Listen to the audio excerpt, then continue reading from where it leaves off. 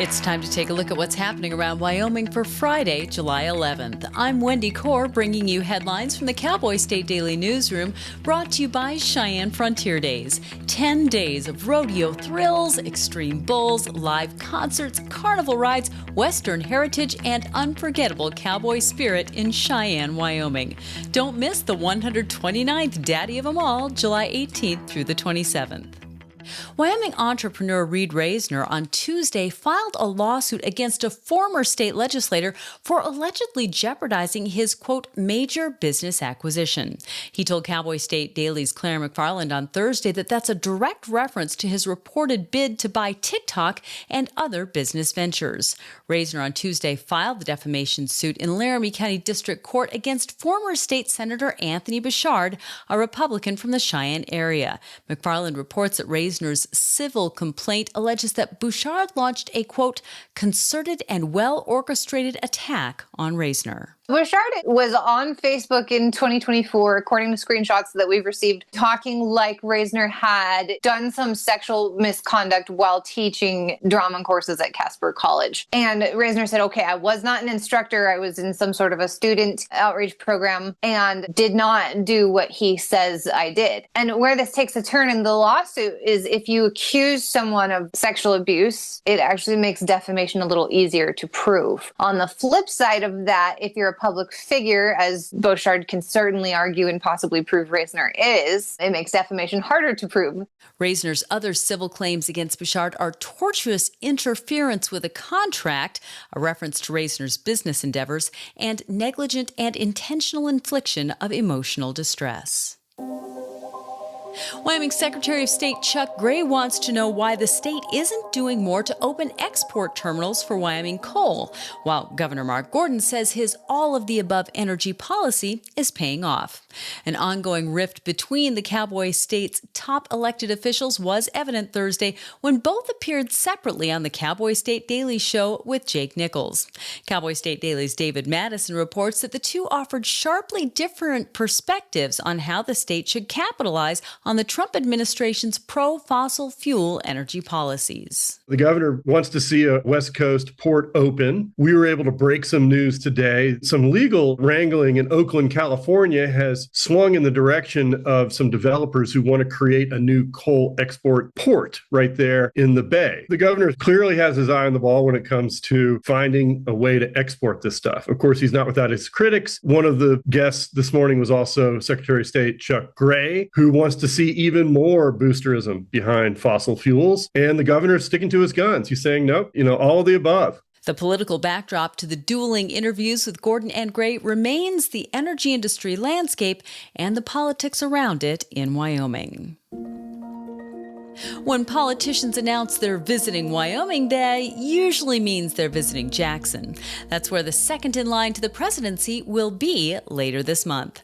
Vice President J.D. Vance is the name at the top of a high-priced fundraising event in Jackson on July 29th.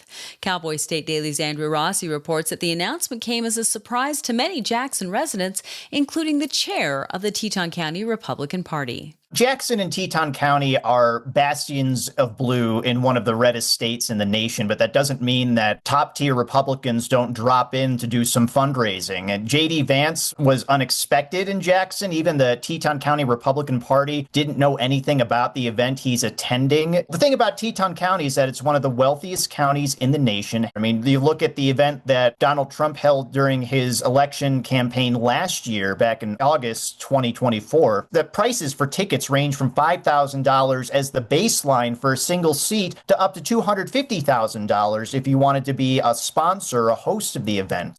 With one of the most powerful people in national politics attending an event in Jackson, it's destined to be a high-dollar affair, and Jackson residents have the dollars to do it.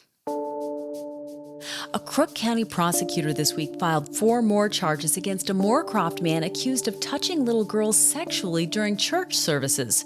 That's after 2 more alleged victims have come forward. 64-year-old Charles Massie pleaded not guilty Thursday in Gillette to the total of 9 charges that he now faces.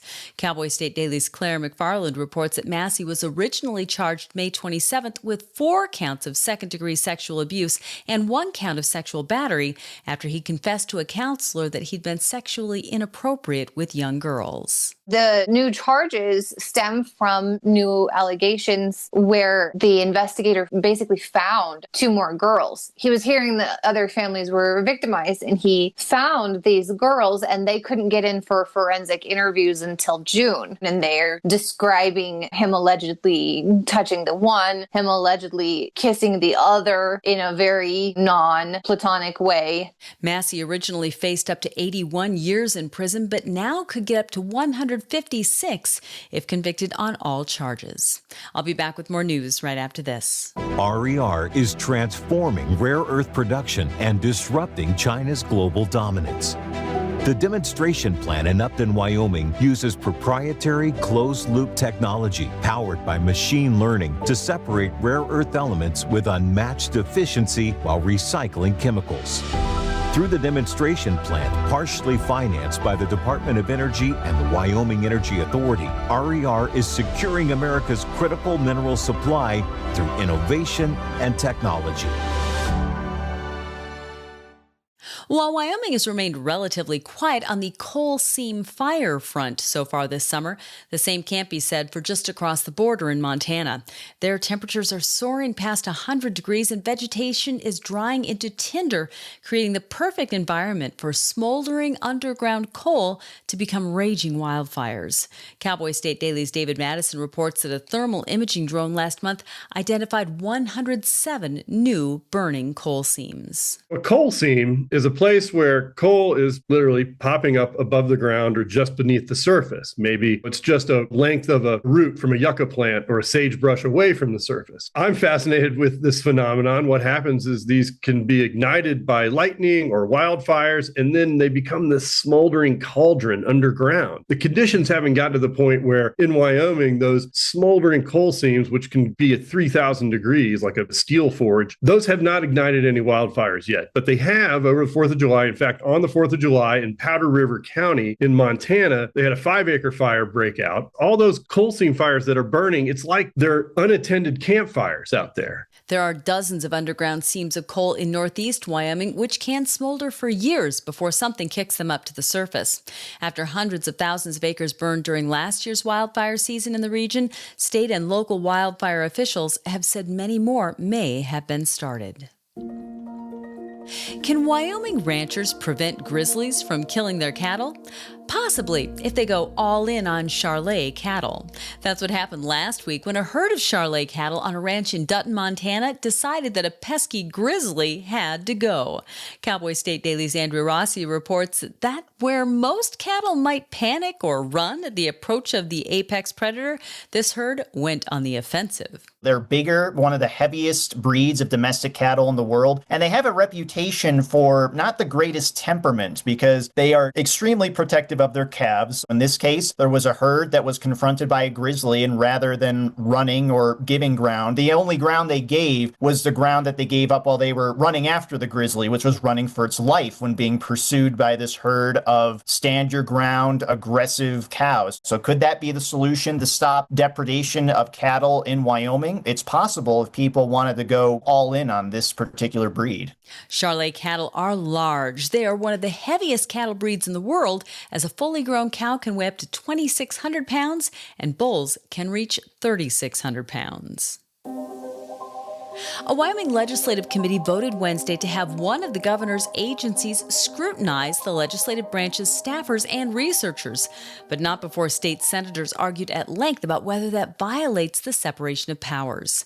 Cowboy State Daily's Claire McFarland reports that a senator from Cheyenne made a motion during a meeting of the Legislative Management Audit Committee to have the Wyoming Department of Audit run a performance review of the Legislative Service Office, a nonpartisan group of staffers who research topics for legislators and committees to inform the lawmaking process. The Management Audit Committee has this lawful authority to direct its staff to audit executive branch agencies. And Senator Darren Smith on Wednesday was like, we're going to flip this script and we're going to have the Department of Audit, which is under the executive branch, scrutinize our staffers, give our staffers a grade, right? How they're doing performance-wise. And Chris Rothfuss was like, whoa, that's an version of the law. And also I'm worried about separation of powers. Why does the governor get to come and root around in the legislative branch and give us a grade on how we're doing? With some minor quirks addressing constitutional and statutory concerns, Smith's motion passed on a 9-2 vote, with the committee's only 2 Democratic members voting against it. And Wyoming rang its newly restored replica Liberty Bell and unveiled an amped-up tour of the restored state capitol on Thursday.